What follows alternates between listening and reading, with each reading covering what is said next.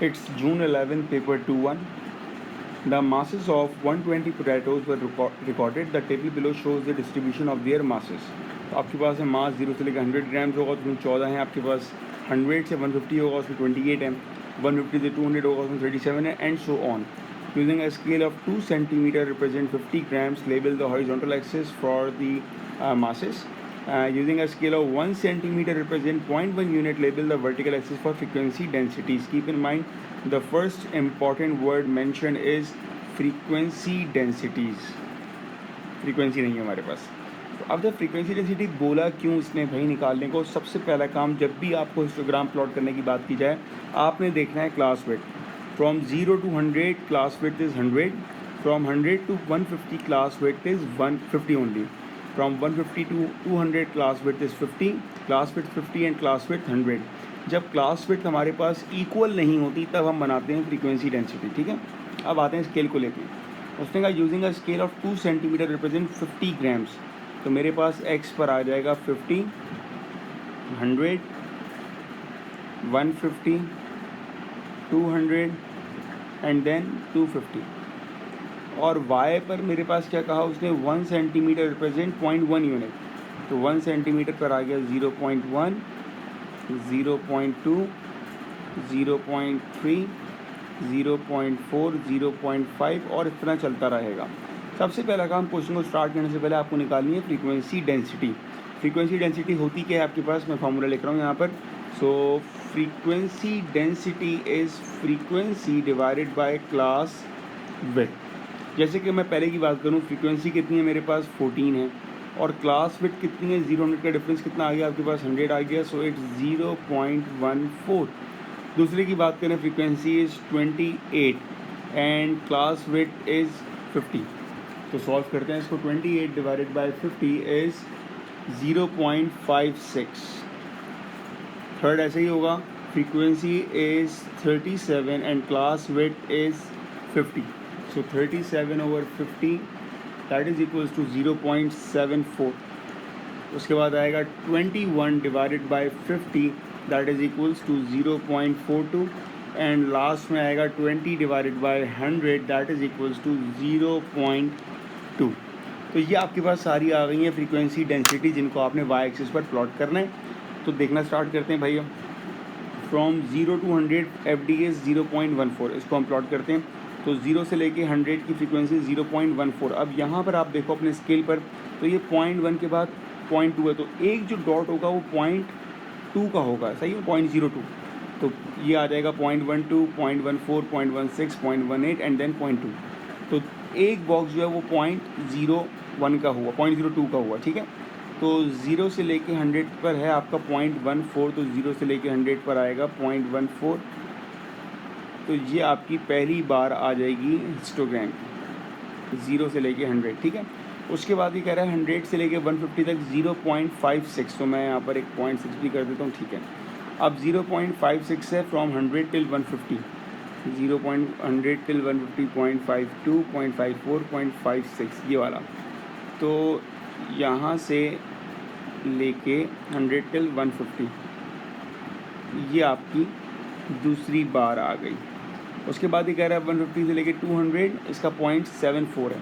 तो यहाँ पर मैंने 0.7 भी बना दिया, मैंने 0.8 भी बना दिया. ठीक है, अब ये कह रहा है 0.74. तो ये आएगा मेरे पास 0.74. और कहाँ से कहाँ तक है, 150 से लेके 200. तो 150 से लेके 200 ये मेरे पास आ गया. एक्स को मैंने कंप्लीट करना है. 250 के बाद आएगा मेरे पास 300 और फिर मेरे पास आएगा 350. ये मेरा ग्राफ कंप्लीट हो गया है. ठीक है, अब 200 से लेके 250 तक है 0.42. तो 0.42 मेरे पास ये रहा. 200 से लेके 250 तक ये आ गया भाई 0.42. और फाइनली 250 से लेके 350 तक मेरे पास है 0.2. तो ये वाली मेरे पास बार आ गई 0.2 की. और ये आपका ग्राफ कंप्लीट हो गया histogram. For part 2 estimate the number of potatoes with the mass greater than 270. तो पहले तो 270 को हाईलाइट करेंगे. 270 कहाँ हुआ, ये आ गया 260 एंड देन इट्स 270. तो ये तो पॉइंट है हमारे पास, मैं ग्रीन से हाईलाइट कर रहा हूँ, ये हमारे पास 270 है. ठीक है ना. अब वो कह रहा है इससे ज़्यादा, इसका मतलब ये हुआ कि ये कितने बज गए. तो पहला काम तो मैंने ये किया 350 माइनस 270, ये मेरे पास आ गया 80। अब फ्रीक्वेंसी मुझे फाइंड करनी है, फॉर्मूला अप्लाई करूँगा फ्रीक्वेंसी डेंसिटी का। Frequency density equal to frequency divided by class width निकाल चुका हूँ मैं 80। एफ डी की वैल्यू कितनी है यहाँ नज़र आ रहा है मुझे 0.2 है, तो ये आ जाएगा 0.2 is equals to frequency divided by 80 multiply किया तो फ्रीक्वेंसी इज इक्वल्स टू 16, ये पार्ट 2 का answer. In which interval is the upper quartile of the distribution lie. तो अपर क्वार्टाइल कैसे निकालते हैं, हम करते हैं भाई 3 divided by 4 multiply by total frequency. यहाँ पे टोटल फ्रीक्वेंसी आपको नोन है दैट इज़ 120, तो आपने इसको सॉल्व किया, you get the value of 90। अब आपने देखना है कि 90 आपके पास फ्रीक्वेंसी में कहाँ लाई कर रहा है। सबको ऐड किया 14, 14 प्लस 28, 28 प्लस 37, 37 प्लस 21, तो यहाँ पर आपका 100 आ रहा है, दैट मीन्स इस वैल्यू में आपकी 90 लाई करेगी। तो जो आपका वो होगा अपर क्वार्टाइल होगा वो इस डिस्ट्रीब्यूशन में लाई करेगा 200 एम 250, ये आपका answer. Next part, the mass of some oranges were recorded. आपके पास टेबल आ गया है, 100 से लेकर 150 तक आपकी वैल्यू 14 है एंड सो ऑन।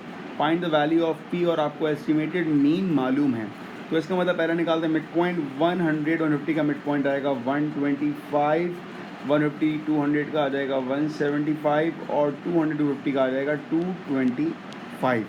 अब आपने मल्टीप्लाई करना है फ्रीक्वेंसी को, तो ये आएगा 14 मल्टीप्लाई बाय 125, इट्स 1750, ठीक है। 175 पी हो जाएगा, पी की वैल्यू तो हमें मालूम ही नहीं है। और लास्ट वाला आएगा 225 मल्टीप्लाई बाय 26, तो ये आ जाएगा 5850। आपको मीन पता है, फॉर्मूला अप्लाई किया मीन का, that is summation of F X divided by summation of F is equals to mean.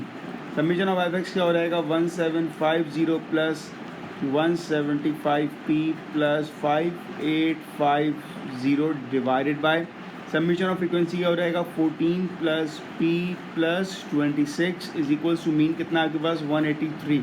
अब आपने सिर्फ इसको सॉल्व करना है, तो 1750 में मैंने ऐड किया 5850, it's 7600 plus 175p divided by 14 plus 26 that is equals to 40 plus p is equals to 183। अब आपने क्रॉस मल्टीप्लाई करना है इसको, तो 7600 plus 175p is equals to 183 multiply by 40 that is equals to 7320 plus 183p। Cross multiply कर दिया। अब मैं सबको एक तरफ गैदर करूँगा, तो 175p को मैंने शिफ्ट कर दिया, तो ये आ जाएगा 183 माइनस 175p।